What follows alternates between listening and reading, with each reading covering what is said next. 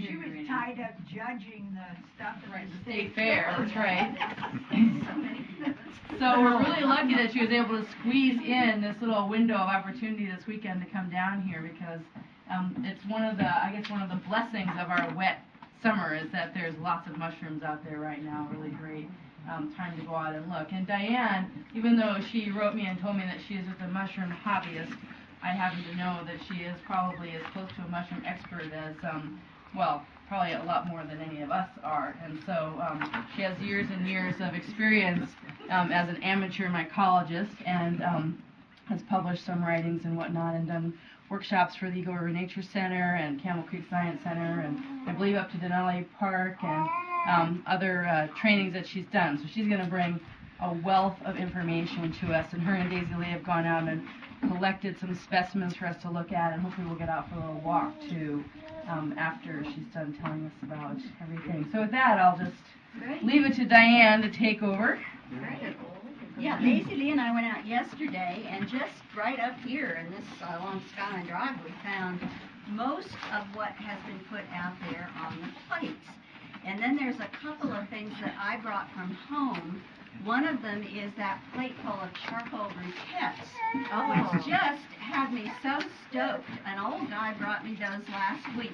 I have people bring things down to my office where I'm a CPA ordinarily, so that there are some posters around. But he came in, he said he had climbed 10 feet up in a birch tree to harvest those black fungi, fruit bodies, for me. And he'd never seen anything like it, and I had never seen anything like it, except that I knew exactly what it was because of this wonderful website, which I urge you all to get acquainted with, Tom Volk's Fungi. It's easily accessed, and he has something called Mushroom of the Month that he's published for 10 years now, so that's 120 mushrooms that he's covered in depth. And I knew to go right to December 2004, where there was an article about Daldinia concentrica, the coal fungus, carbon balls. It's a soft rotter of wood, and it's the only thing I've ever seen called a soft rotter.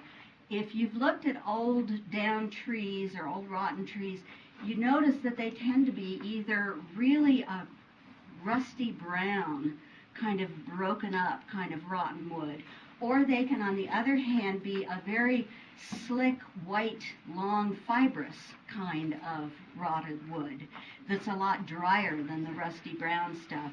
The brown stuff is caused by brown rotters.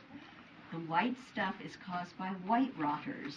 And what they're doing is there are two groups of fungi, the ones that love the lignin in the cell walls of a plant, which is the less sturdy part of the cell wall of a plant, will eat the lignin and leave the white cellulose.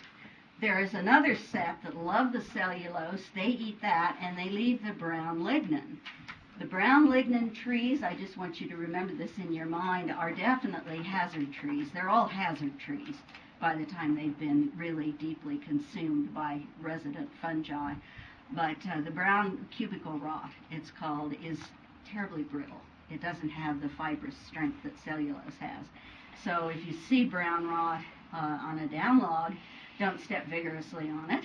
And if you see it in a standing tree, get somebody in to evaluate the tree, because it could be a hazard tree, really bad. Anyway, that's just an aside.